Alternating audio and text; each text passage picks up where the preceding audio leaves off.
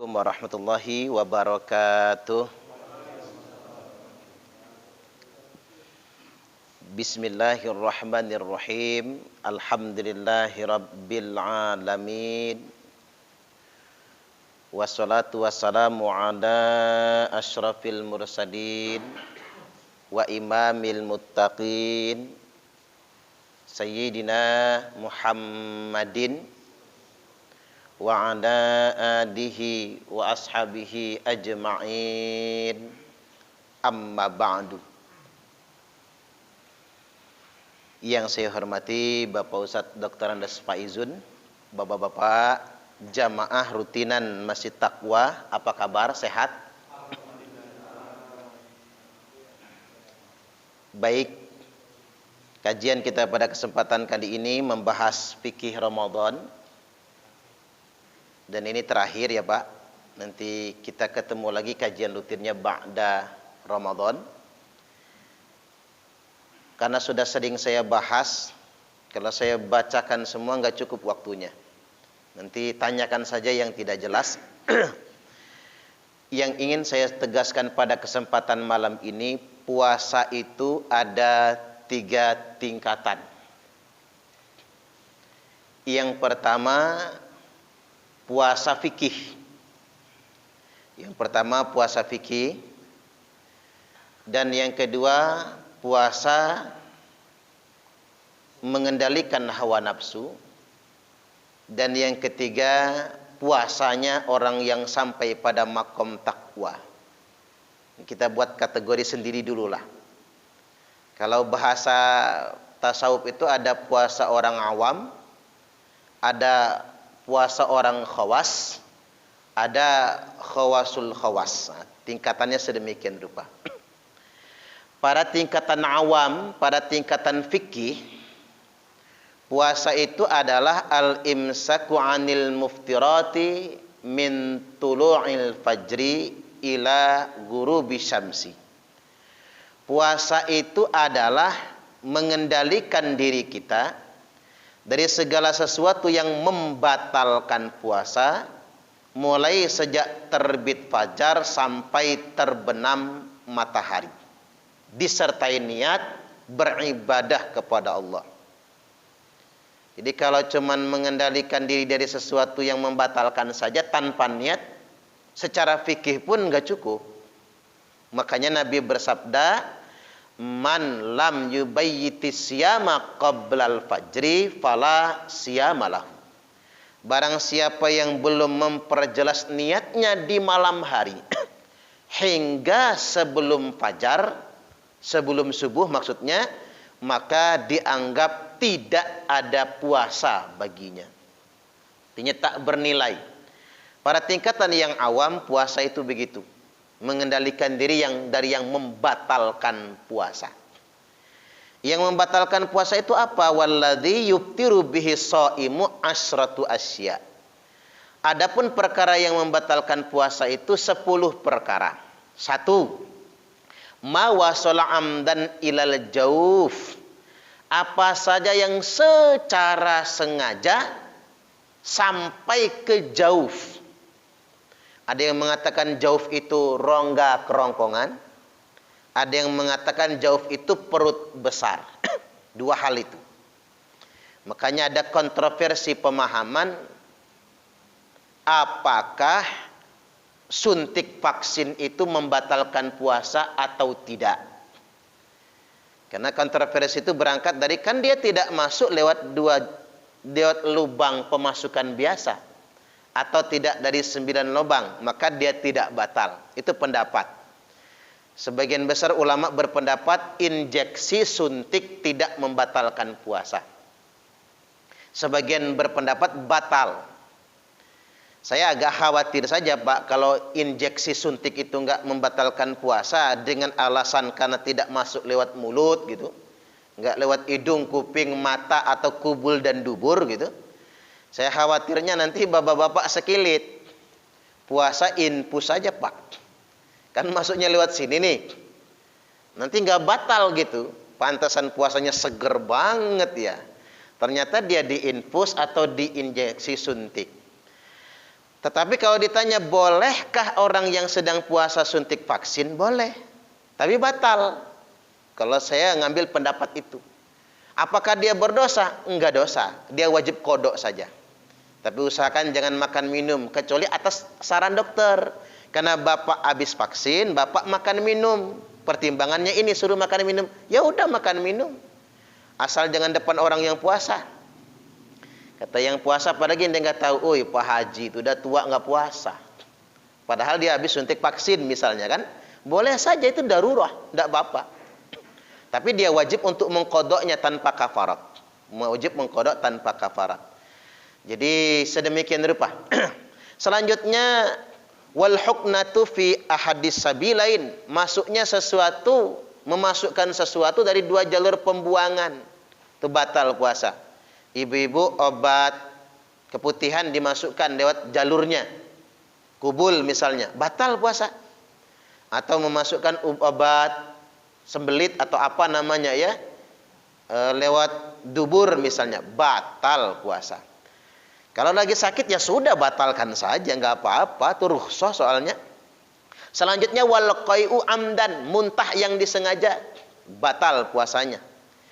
Selanjutnya wal wat'u amdan fil farji, memasukkan, aduh bahasanya kasar banget, hubungan suami istri secara sengaja, itu batal puasa.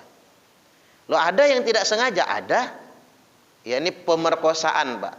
Gimana diperkosa? Bagi yang diperkosa dia terpaksa, nggak sengaja, dia nggak batal puasanya. Yang batal yang memperkosa. Tapi kan yang memperkosa emang nggak puasa soalnya. Emang nggak puasa dianya. Selanjutnya wa inzalul an mubasyarah, terjadinya inzal karena bermesraan, itu batal. Enggak ada bahasa kasarnya, maaf, tidak ada penetrasi, tetapi dia bermesraan dan sampai kepada puncak inzal atau orgasme, batal puasa. Makanya dikiaskan dari situ onani batal puasa. Ingat yang bujang-bujang. Onani batal puasa. Kalau mimpi basah enggak batal. Mimpi basah enggak batal. Rezeki itu, Pak. Mandi tapi wajib mandi karena junub itu. Walaupun mimpi basah mandi. Selanjutnya wal haid, datangnya darah haid batal puasa. Wan nifas, terjadinya nifas pasca melahirkan batal puasa. Wal junun, gila, batal puasa. Wariddah, 10 murtad dari Islam, itu batal puasa. Nah itulah puasa secara fikih, menjauhkan dari segala sesuatu yang membatalkan puasa. Adapun mayubahu lisoim, ada perkara yang boleh bagi orang yang berpuasa. Kumur-kumur boleh. Boleh Pak, kumur-kumur. Sikat gigi, siwak boleh. Istinsak tapi jangan dalam-dalam, boleh. Tinggal makruh saja kalau kata Imam Hanafi ba'da zawal, setelah zuhur. Itu pun karena alasan li syiddatil har, karena sangat panas.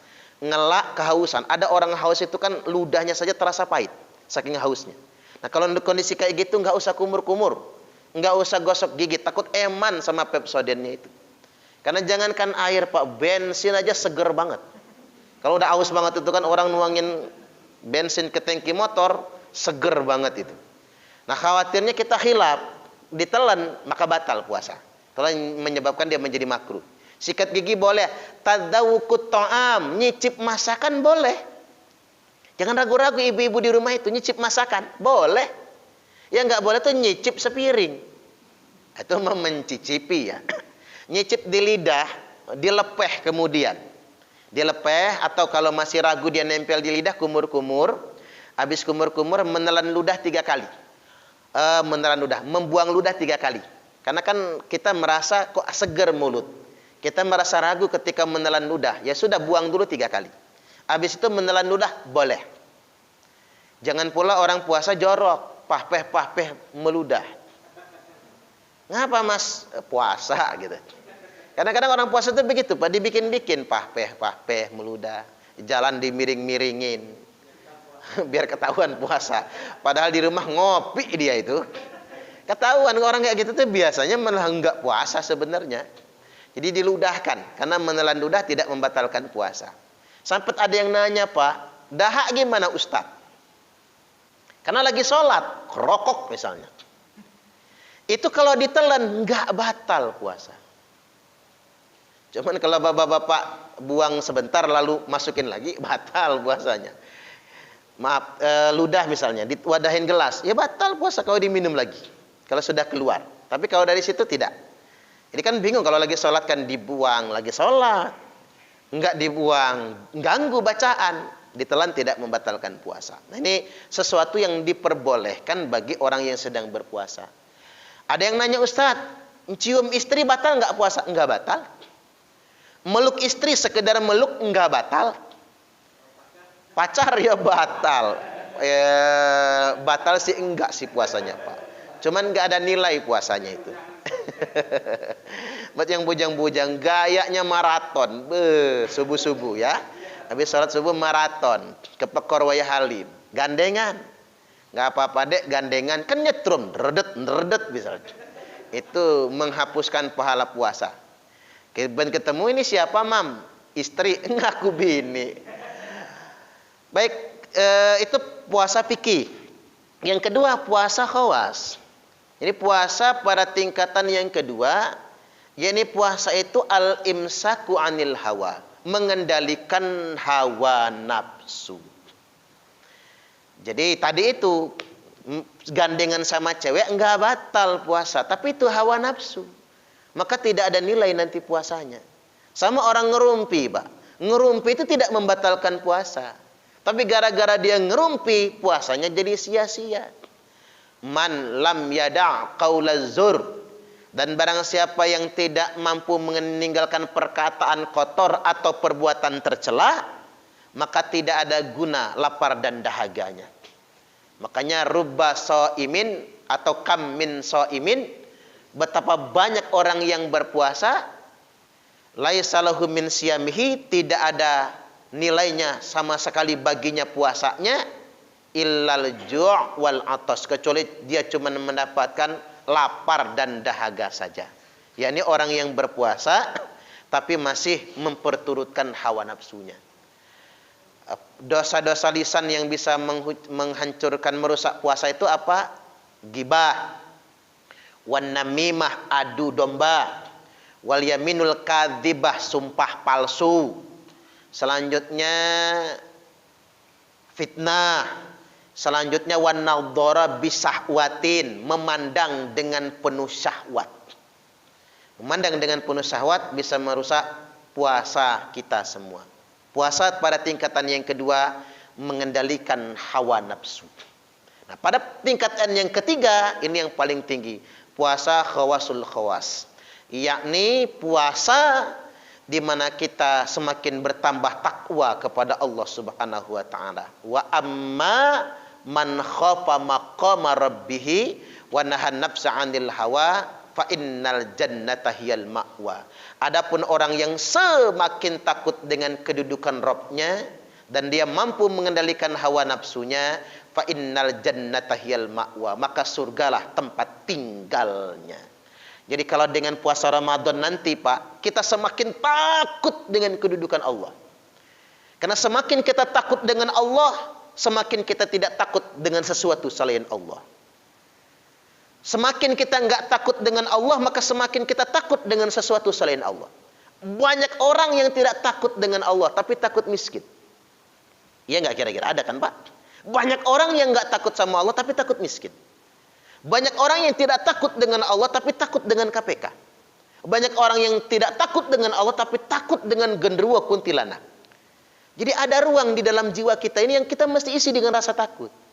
Tapi ketika kita tidak takut dengan Allah, rasa takut kepada makhluk yang akan muncul. Dan itu akan sangat menyengsarakan. Tapi kalau penuh kita takut cuman kepada Allah, maka tidak akan pernah ada rasa takut kepada selain Allah Subhanahu wa taala. Nah, segitu dulu.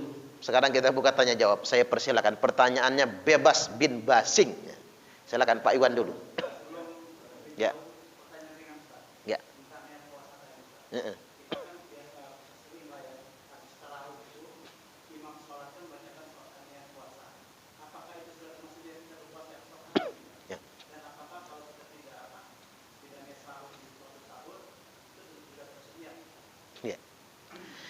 Iya. Karena memang wajib berniat tiap malam, maka para orang tua kita dari zaman dahulu berinisiatif untuk ikrar niat bersama-sama ba'da sholat tarawih. Sebagai upaya cerdas mengantisipasi agar tidak lupa. Nah, apakah itu sudah termasuk niat? Jawabannya iya, itu termasuk niat. Makanya kalau kita tarawih, Pak, kita niat bersama-sama, itu sudah termasuk niat. Nanti di masjid ada tarawih kan? Ada ya, Pak? Ya tarawih ge. Apa enggak tarawih gitu? Tarawih sepi-sepian. Sekarang saya belum dengar larangannya. Ngelawan dikit enggak apa-apalah. Kita ini kelamaan ketakutan sama Covid juga ya enggak bagus juga. Seperti jamaah saya itu ya, Pak, berhenti ke masjid gara-gara Covid. Ketika ditelepon, ngapa Ji berhenti ke masjid? Ya kan ada fatwanya boleh, kata dia. Enggak ke masjid. Enggak lama istrinya nelpon minta doa, meninggal. Pikir saya mati juga orang itu. Bukan kena Covid, Pak, kena penyakit yang lain. Artinya kalau mati mah ajal. Tetap tapi pakai protokol kesehatan, kan begitu. Kan ada teras kita kalau enggak muat kan. Kayak tadi hebat, Pak, penuh masjid, tumben takwa penuh ya, salat maghribnya. Karena berjarak kan. Coba kalau nggak berjarak, nggak penuh kan. Hebat. Jadi sekali lagi penegasannya, kita tetap taraweh, istiqomahkan tarawehnya.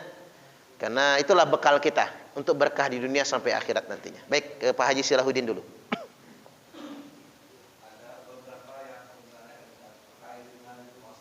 Iya.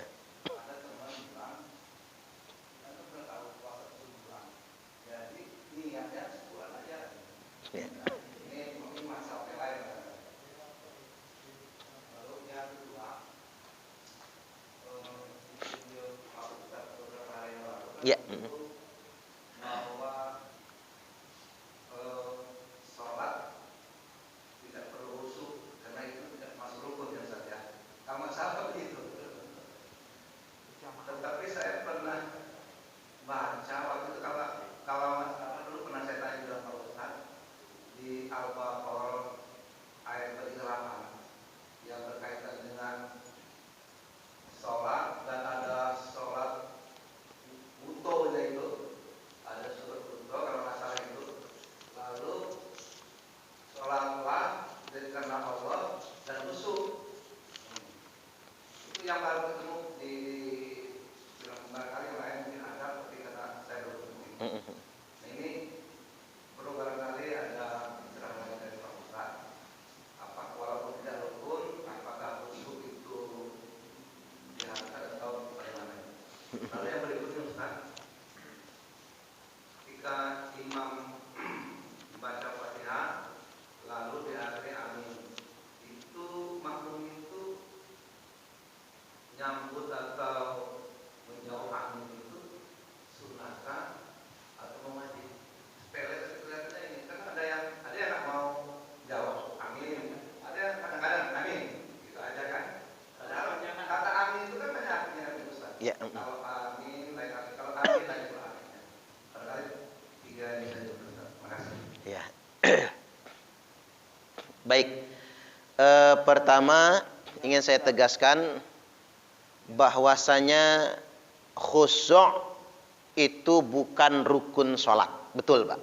Ruku itu bukan rukun sholat. Di video tentang ruku ya, Pak, sifat sholat Nabi itu ya, kajian di Masjid Al-Hidayah Waikan di situ. Jadi ruku itu khusyuk bukan rukun sholat. Karena seandainya khusyuk itu rukun sholat, nggak ada yang sah sholat kita ini. Karena ruku banyak yang dipikir, mikirin nisa sabian lah, pertama, mikirin kilang minyak Pertamina meledak lah, mikirin teroris ngebom lah, banyak yang dipikir, Pak, utang lah dan macam-macam lah. Termasuk bapak-bapak mikirin renovasi masjid ini kan jadi pikiran tuh. Kalau khusyuk jadi rukun nggak sah sholat kita, karena kita ini banyak campur aduk gitu. Apalagi wayahnya pilkada sama pilpres atau pileg, di otak kita ini gambaran hasil quick count aja kan gitu ya. Karena nggak ada yang fokusnya, untung tidak menjadi dukun. Tapi kita harus berjuang untuk khusyuk. Jadi misalnya di surah al-mu'minun misalnya, yang biasa kita baca ya, a'udzubillahi minasyaitonirrajim, qad aflahal mu'minun. Sungguh beruntung orang-orang yang beriman itu. Alladzina hum fi salatihim khashi'un. Yakni orang-orang yang khusyuk di dalam salat mereka. Jadi khusyuk itu adalah bagian daripada nikmat yang Allah berikan kepada orang beriman.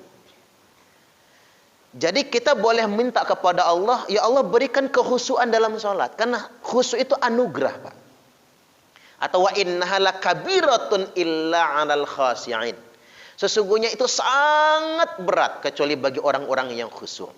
Jadi khusyuk itu kalau bagi saya persamakan rezeki, anugerah dan berkah, pemberian dari Allah Subhanahu wa taala. Karena khusyuk itu nikmat batin yang Allah berikan. Nah, gimana agar kita bisa salatnya khusyuk? Kita jadikan salat sebagai mujahadah, perjuangan.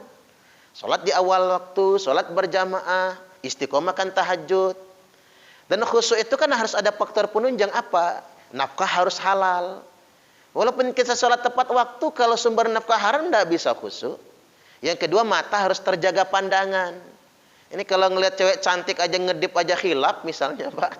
Umpama ya, nggak bisa lah khusyuk tuh. Kemudian mengapa? Menghindari ikhtilat, keseringan campur baur gitu. Kalau kita mau khusyuk, tapi begitu organan joget sama artis, nggak bisa, percayalah sama saya. Ikut joget juga, itu kan faktor pendukung yang sedemikian rupa. Jadi makanya khusyuk itu anugerah. Yang wajib dalam salat adalah tumakninah. Jadi ketika tumakninah itu wajib, rukun dia. Tumakninah itu tenang, tidak bergerak-gerak. Itu tumakninah namanya. Tidak bergerak. Jadi sukunun ba'da harakatin. Tenang, diam setelah melakukan gerakan di dalam sholat. Sujud tumakninah, rukuk tumakninah, i'tidal tumakninah, sujud tumakninah, duduk di antara dua sujud tumakninah. Makanya sholat yang ngebut itu tidak ada nilainya. Bahkan tidak sah sholatnya. Kalau sholatnya ngebut sampai kehilangan tumakninah. Pertanyaan yang kedua, ya niat puasa. Di madhab Hanafi juga begitu, Pak. Diniatkan sebulan penuh. Kita azam saja di malam pertama Ramadan. Ya Allah, saya ini akan puasa Ramadan selama sebulan penuh. Di bulan Ramadan ini. Kita azam pakai bahasa kita, jadilah. Kemudian, tapi tetap di madhab Syafi'i, tetap ditekankan tiap malam. Maka antisipasinya kita gabung. Puasa sebulan penuh kita niatkan. Tiap malam berusaha untuk niat. Nah, mengapa ada yang sebulan penuh? Ngantisipasi kalau ada yang kelewat. Lupa misalnya. Jadi begitu. Baik, pertanyaan berikutnya silakan. Oh ya, 3 berarti pertanyaannya. Amin, apakah amin itu hukumnya wajib atau sunnah? Jawabannya sunnah. Mengucapkan amin, alifnya a panjang, minnya juga panjang, itu hukumnya sunnah. Dan ada fadilahnya. Idza ammanal imamu fa aminu. Kalau imam sudah amin, ikut amin bersama imam. Fa innahu man wafaqa ta'minuhu ta'minal malaikah ghufira lahu ma taqaddama min dambi. Karena barang siapa yang aminnya bareng sama aminnya malaikat juga, maka diampuni semua dosa-dosanya yang telah lalu. Maka mengucapkan amin hukumnya sunnah, bukan rukun, hukumnya sunnah. Tapi fadilahnya kalau kita mengucapkan amin bersama-sama, imam sama makmum bareng amin, dan saat itu malaikat juga amin, maka semua dosa-dosa yang telah lalu dihapuskan oleh Allah Ta'ala. Jadi Islam itu sesimpel itu, Pak. Sudah sholat saja kita ini dosa dihapuskan. Jadi nggak perlu ribet kita ini sholat yang mana yang paling benar. Udah sholat udah benar. Yang penting ngaji, jangan berfatwa sendiri. Nggak perlu kita memperdebatkan mana sholat yang paling nyunah. Karena itu sudah versi semuanya. Versi Imam Hanafi, Imam Malik, Imam Hambali. Makanya ada orang yang kerok banget, Pak. Ngebahas kesalahan-kesalahan dalam sholat. Kita mah repot ngajak orang sholat, dia mah repot nyalahin orang sholat. Nah itu yang jangan kan. Nggak ada gunanya sholat kalau selama kita menjadi ahlul bid'ah. Kenapa dia? Bid'ah itu kan kata dia. Kata kita mah enggak gitu. Jadi jangan, kita Islam enggak kayak gitu. Yang suka nyala-nyala itu gaya Yahudi soalnya. Orang dengan sholat saja sudah amin bareng imam, dosa kita sudah dihapuskan oleh Allah. Benar kalau kata Gus Baha, Islam zaman Nabi itu mudah. Tapi Islam zaman sekarang dibikin susah. Kita yang bikin rumit. Zaman Nabi Islam mah cukup syahadat, selesai. Zaman sekarang rumit banget kayaknya. Terlalu banyak kriteria. Makanya Islam zaman Nabi itu kayak kalau kita ke Amerika, Pak. Enggak penting dia madhabnya apa. Kalau di Amerika itu kan. Enggak penting dia golongannya apa. Bahkan kita enggak peduli Mike Tyson itu masih tinju apa enggak. Enggak peduli Mike Tyson itu pakai tato apa tidak. Bahkan Mike Tyson itu bisnis ganja kan.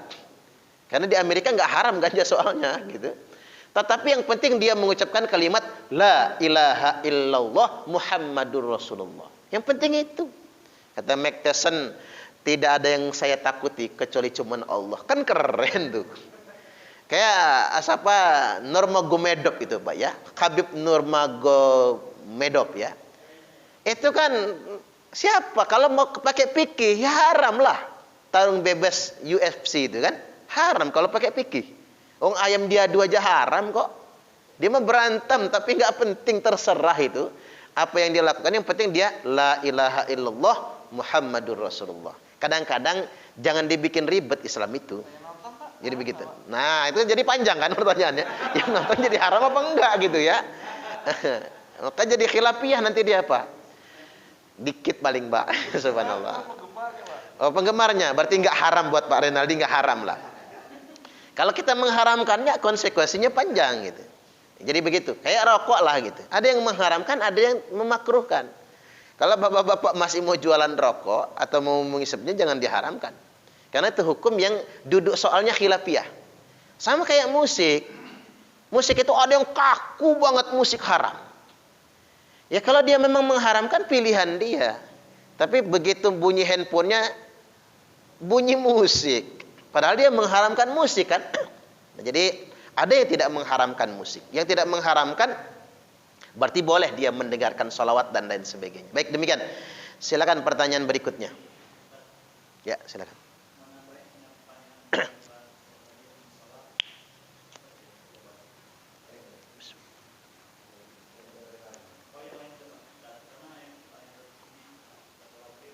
Yuk Pak.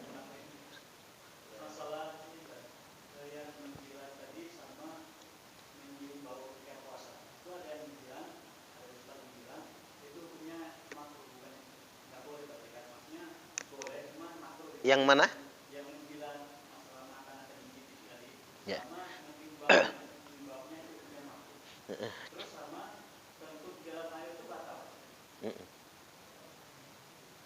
Kentut dalam air. Ya, gini. Iya.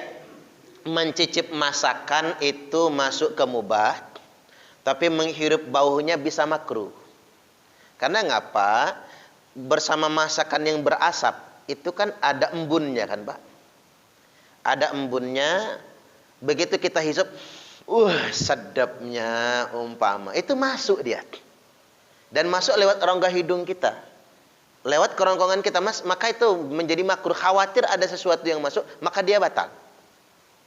Karena kita isap soalnya. Persoalannya kita isap. Karena seandainya nggak batal, nanti kayak video yang di YouTube itu. Ada ibu-ibu, ngapa Bu ngudut? Yang batal kan makan, kata dia. Kalau ngerokok emang nggak batal. Boleh kelepas, ya. Jadi begitu nanti kalau seandainya penciuman itu diperbolehkan. Makanya ngisep makanan, kalau cuman bau semriwing orang goreng ikan asin, kita di ruang tamu misalnya, atau sekedar kebauan enggak masalah, enggak membatalkan, tidak makruh juga gitu. Tapi yang disebut makruh itu menghisap di dekat. Karena itu pasti ada embunnya yang masuk gitu. Bersama asap yang ada. Memuai kan dia bahasanya kan. Ketika dia memuai, dia terserap, itu bisa membatalkan puasa. Itu yang disebut dengan makruh tadi. Loh mengapa kalau mencicip tidak makruh? Mencicip tidak makruh karena dia diludahkan habis itu. Enggak kita isep soalnya. Kalau isep kan gimana cara kita ngebuangnya lagi? Nah karena dia itu di lidah saja, maka tidak batal. Sama tadi kayak gosok gigi kan? Itu tidak batal gitu. Mengapa tidak batal? Dikarenakan kita ludahkan setelah itu. Nah, yang disebut makruh itu justru itu, kentut dalam air itu makruh, bukan membatalkan.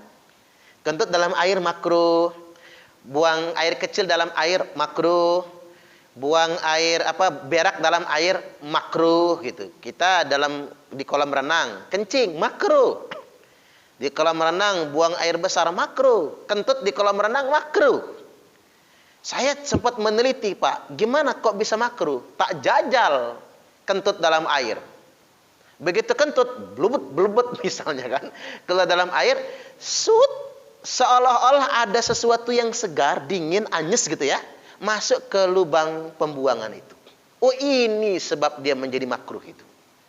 Karena khawatir ada sesuatu yang masuk lagi. Ketika dia masuk ke dalam, maka itu bisa membatalkan puasa. Jadi ulama tidak mengatakan kentut dalam air itu membatalkan puasa, tapi makruh. Dikhawatirkan bisa membatalkan puasa. Jadi begitu. Jadi kalau masalah menghirup masakan tadi, itu memang makruh karena nggak bisa dicegah masuk ke dalam. Tapi kalau mencicip tidak makruh, masuk dalam kategori ma yubahu li shaim, perkara yang boleh bagi orang yang berpuasa. Jelas ya?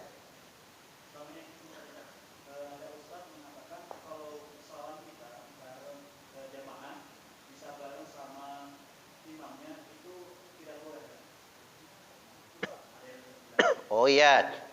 Yang nggak boleh bareng sama imam itu gerakan. Yang nggak boleh bareng sama imam itu adalah gerak. Rukuknya bareng imam. Yang boleh itu serta merta. Serta merta itu apa? Imam ruku, nyusul ruku. Imam i'tidal, nyusul i'tidal. Serta merta. Nggak menunggu. Sami Allahu liman hamidah. Nggak nunggu lagi. Kita kadang nunggu nyelesain subhana rabbil azim wa bihamdi. Mau 3 kali. Nggak boleh nunggu. Nunggu makruh, tertunda makruh, membarengi juga makruh, mendahului bisa membatalkan. Jadi sedemikian rupa. Jadi nggak boleh membersamai imam dalam gerakan. Tapi kalau amin tadi malah sunnah bareng imam. Ya. Contoh misalnya begini, sholat asar, imam baca Fatihah, kita nebak-nebak, kan nggak boleh bareng imam. Telat dikit lah dari imam. Dia tidak, barengan aja kalau bacaan tidak apa-apa. Yang dikatakan tidak boleh mendahului imam adalah gerakan sholat. Kalau bacaannya terdahulu dari imam tidak apa-apa. Seperti dalam sholat asar maupun dalam sholat zuhur misalnya. Kita sudah selesai Fatihah, sudah selesai surat, imam belum ruku, ya sudah nunggu imam. Berarti duluan kita ngebacanya. Tapi jangan sampai saya sudah duluan dulu dari imam misalnya, maka batal sholatnya. Jadi begitu.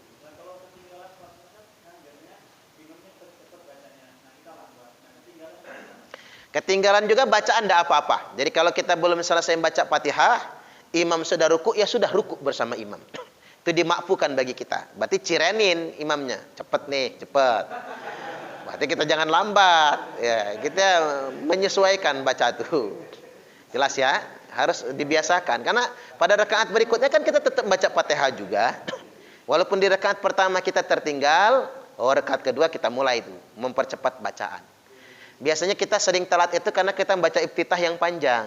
Padahal imam baca iftitah yang pendek dalam sholat yang disirkan. Akhirnya kita tertinggal dari imam. Nah yang tidak boleh, yang membatalkan sholat itu begini. Wa taqaddumi ala imamihi biruknaini fi'liyain. Mendahului imam 2 kali rukun fi'li. Berarti rukun gerakan. Itu batal sholat. Misalnya begini nih. Imam belum ruku, kita sudah ruku. Atau yang nggak ketahuan lah, kira-kira imam sudah duduk di antara 2 sujud tuh. Padahal belum, kita bangun duluan. Belum imamnya. Imam belum duduk, kita sudah duduk. Imam belum sujud, kita sudah sujud. 2 kali rukun fi'li duluan dari imam, maka batal sholat. Atau wa takhallufi bihima, atau tertinggal 2 kali rukun fi'li dari imam, maka itu pun membatalkan sholat. Imam belum ruku, imam sudah ruku, kita belum ruku. Kita masih menyelesaikan bacaan umpama, kita masih berdiri. Imam kemudian sami Allahu liman hamidah, i'tidal, kita baru mau ruku, maka batal sholatnya. Karena tertinggal 2 kali rukun fi'li. Ruku tertinggal, i'tidal pun tertinggal, maka batal sholat. Makanya itulah mengapa kalau imam sudah ruku, ruku saja. Nanti kalau ketinggalan batal sholat kita. Jelas ya? Baik, masih ada? Pak Arenaldi. Assalamualaikum warahmatullahi wabarakatuh.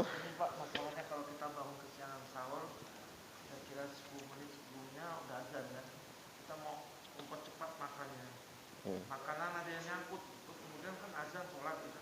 Nah, di saat itu lagi sholat ada nasi yang bukan karena kan kadang berubah-ubah Pak, nggak sempurna itu Pak. Jatuh nasi masuk ke mulut nggak sengaja kan Pak.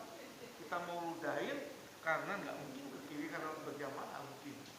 Atau kita meludahkan di depan itu takut membatalkan karena banyak gerakan.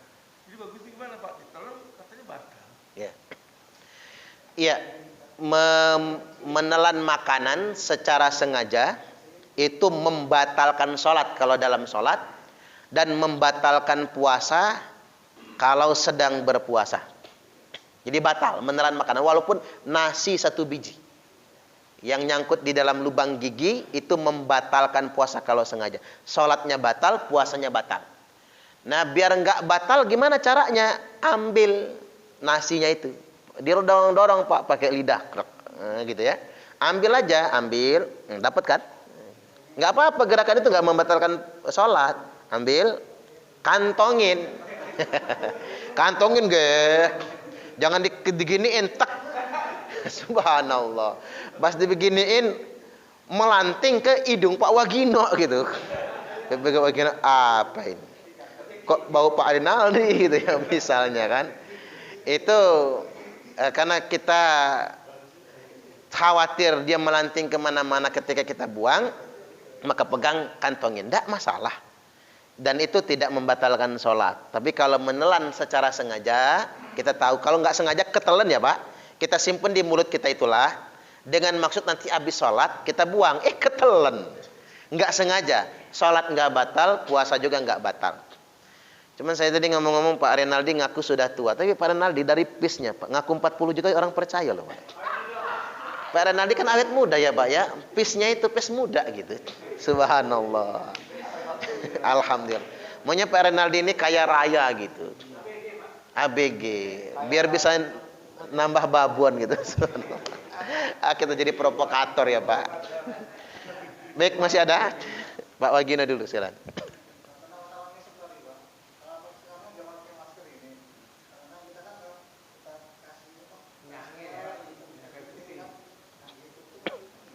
Nah, iya itu. Jadi khawatirnya demikian kalau sedang berpuasa. Karena memang masuk kan ke rongga mulut kita dan rongga hidung kita. Angin itu masuk minyak angin itu masuk. Karena dia berpotensi untuk masuk ke dalam. Itulah mengapa ulama menjadikannya makruh. Khawatir masuk dan itu bisa menjadi sebab membatalkan puasa. Bisa menjadi sebab membatalkan puasa.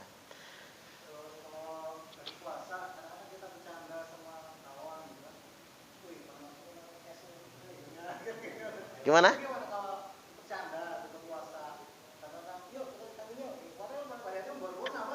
Oh gitu, nggak apa-apa. Kalau masih bercanda nggak apa-apa. Ya, jadi begini. Kalau bercanda nggak apa-apa. Yang membatalkan puasa itu niatul iftar. Kalau dalam kitab Safina Pak, niatul iftar. Berniat berbuka itu membatalkan puasa. Niat berbuka bukan baca Allahumma lakasumtu, bukan. Allahumma lakasumtu bukan niat berbuka, doa. Allahumma lakasumtu wa bika amantu wa ala rizqika aftartu birahmatika ya arhamar rahimin. Jadi kalau kita melafalkan itu 1000 kali di siang hari enggak batal. Tapi kalau niat berbuka itu batal. Niat berbuka walaupun belum makan apa-apa. Contoh begini. Istri ke pasar. Anak-anak masih tidur. Suami kok itu banget pengen banget ngopi gitu. Mumpung bini nggak ada nih, istri ke pasar bikin kopi gitu ya. Begitu mau diseruput, assalamualaikum, bini masuk gitu ya. Karena takut dimarahin, kita tumpahkan kopi itu kita buang. Kemudian kembali ke kamar pura-pura tidur. Memang belum sempat nyeruput kopi, tapi batal puasa karena sudah niat berbuka. Itu yang batal. Kalau cuman guyon ke kantin yuk misalnya, enggak batal Pak. Boleh-boleh aja. Namanya guyon ya. Tapi kalau sudah niat azam untuk melakukan makan dan minum misalnya, tapi enggak jadi karena sesuatu dan hal, secara fikih sudah batal puasanya. Begitu. Masih ada? Silakan. Mana? Ya. Enggak apa-apa. Iya, bisa dibicara.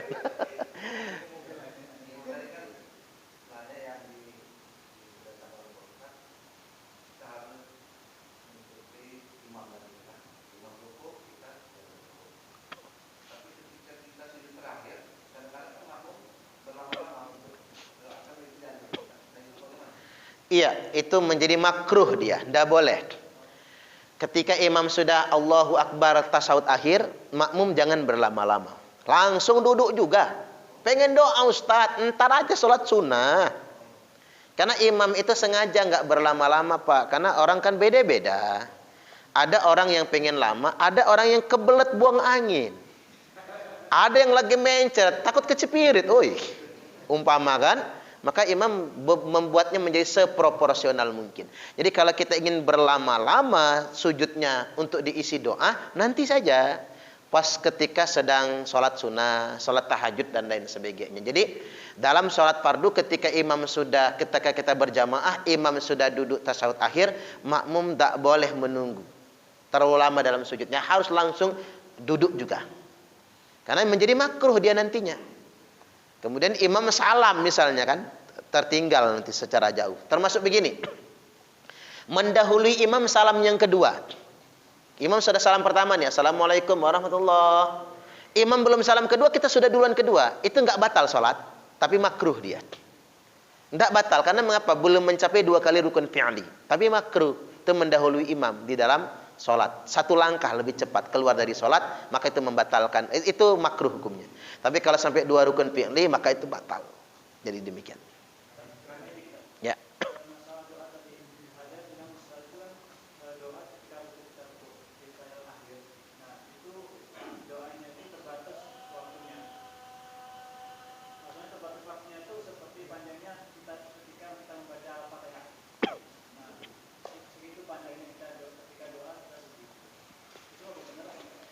Iya, kalau seorang sholat sendirian, boleh dia memperlama ruku'nya dan mengisinya dengan doa.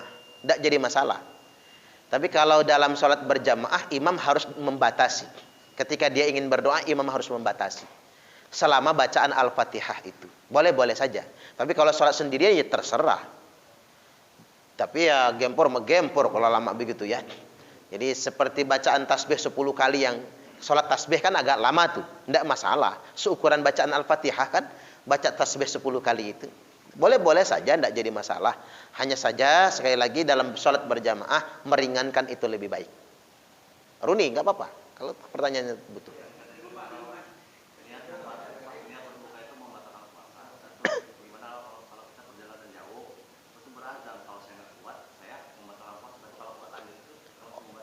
Tidak, ya berazam, menggantungkan sesuatu niat atas dasar tertentu, itu nggak batal puasanya. Kalau azam, kalau saya kuat. Kalau nggak kuat, itu berarti kuat kan? Kalau kuat, karena kalau nggak kuat pasti minum soalnya kan. Jadi sedemikian rupa. Tapi beda kalau begini Pak, kita lagi sholat. Nanti kalau Pak Firdaus datang, saya akan batalkan sholat. Mengapa batal? Karena Pak Firdaus pasti mau bayar utang umpama. Karena bakal bayar utang, maka kita azam batal sholat. Takut kalau kita nggak batalkan sholat, bayar utangnya nggak jadi. Maka ketika dia datang, kita aduh sayang amat dibatalin. Itu sudah batal sholatnya Pak. Karena menggantungkan secara pasti begitu. Seandainya begini-begini saya batalkan sholat, maka batalkan. Daripada kita melanjutkan sholat, malah nggak bernilai dia.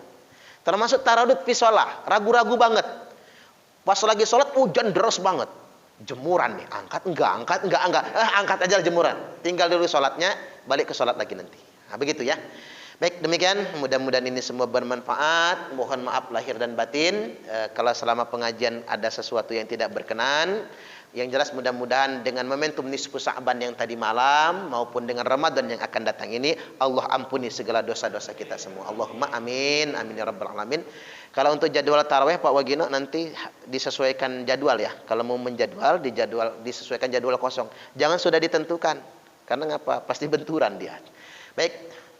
Subhanakallahumma wa bihamdika asyhadu an la ilaha illa anta astaghfiruka wa atubu ilaik. Assalamualaikum warahmatullahi wabarakatuh.